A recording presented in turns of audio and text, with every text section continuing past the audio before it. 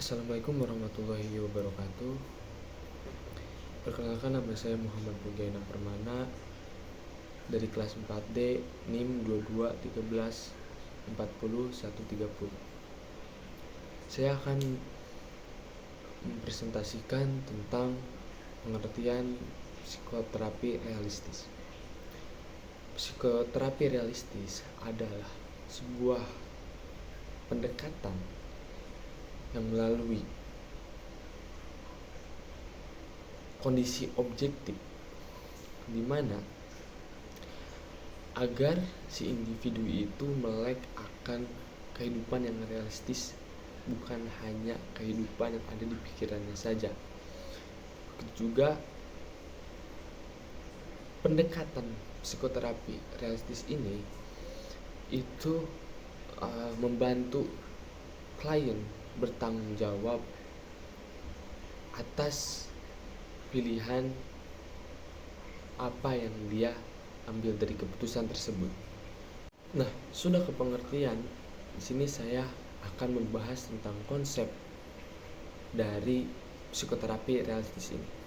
Yang pertama adalah tanggung jawab, di mana dia bisa bertanggung jawab atas pilihan, atas tindakan, dan atas perilaku yang telah dia jalani dan yang telah dia lakukan.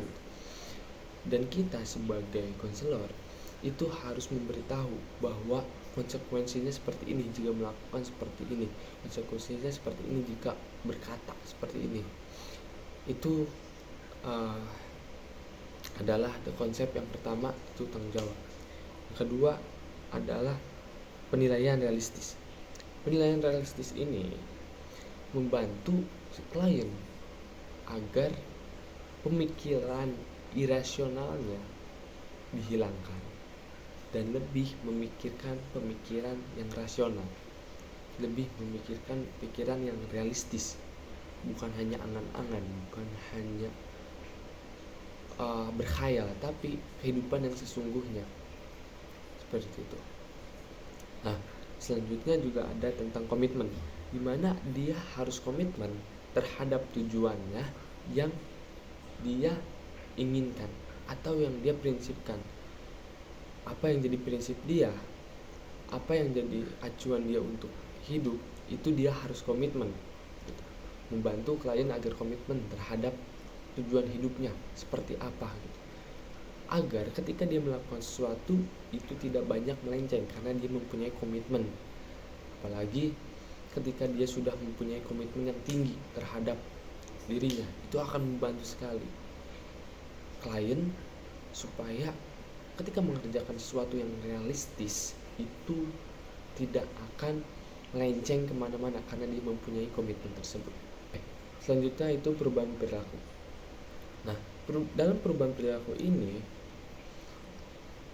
kita sebagai konselor membantu klien agar mempunyai keterampilan dari kehidupannya. Contohnya, ketika dia sedang kuliah, dia sudah belajar, dia sudah mencari materi, dia sudah membuat jurnal atau membuat makalah. Tetapi di sisi lain tidak ada salahnya buat kita untuk memberitahu dia agar bekerja. Kenapa? Karena hidup itu tidak penuh dengan ketidakpastian, di mana hidup itu bukan hanya belajar saja, bukan hanya berpikir saja, tetapi harus juga ada yang namanya income, yang harus juga ada yang namanya penghasilan. Untuk apa? Untuk menutupi dari ketidakpastian tersebut. Jadi supaya dia itu lebih waspada. Artinya di situ dia sudah berpikir berbeda dari yang lain, dan juga dia juga secara nggak langsung mempunyai keterampilan dalam hidupnya. Artinya dia bukan hanya hidup lurus saja, tetapi mempunyai keterampilan yang lain. Itu contoh yang pertama.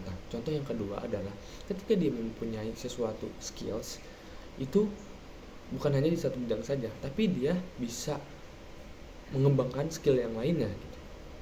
Dan apa yang hobi dia yang sukai selain dari satu skill yang dia ahli tersebut, itu bisa juga jadikan keterampilan. Kenapa sih ada keterampilan itu? Karena keterampilan tersebut yang membuat dia jauh berbeda daripada manusia-manusia lainnya. Ini ada pemenuhan kebutuhan. Apa sih itu pemenuhan kebutuhan? Pemenuhan kebutuhan itu membuat klien agar berpikir apa yang harus dia butuhkan, dan juga apa yang harus dia berpikir secara realistis. Dan juga dalam pemenuhan kebutuhan itu ada 3. Yang pertama rasa memiliki, yang kedua harga diri, yang ketiga rasa cinta. Kenapa kita harus menekankan seperti itu? Karena supaya dia tidak salah kaprah mengartikan tentang rasa cinta, rasa memiliki, dan rasa harga diri, dan juga membuat dia kesulitan ketika berinteraksi dengan orang lain juga gitu. Nah, jadi pemenuhan kebutuhan itu seperti itu agar dia juga merasakan kenyamanan, karena menurut Carl Gustav Jung berkata ketika sudah ketiga ini sudah teratasi, maka kehidupan akan nyaman dan tentram. Seperti itu. Jadi kesimpulannya, terapi realistis ini membuat individu ini melakukan sesuatu yang realistis, dan juga dia melakukan sesuatu yang praktis, tidak hanya dalam pikiran saja, dan juga membuat individu ini melakukan hal-hal yang lebih positif lagi untuk kehidupan mereka. Sekian dari saya. Wassalamualaikum warahmatullahi wabarakatuh.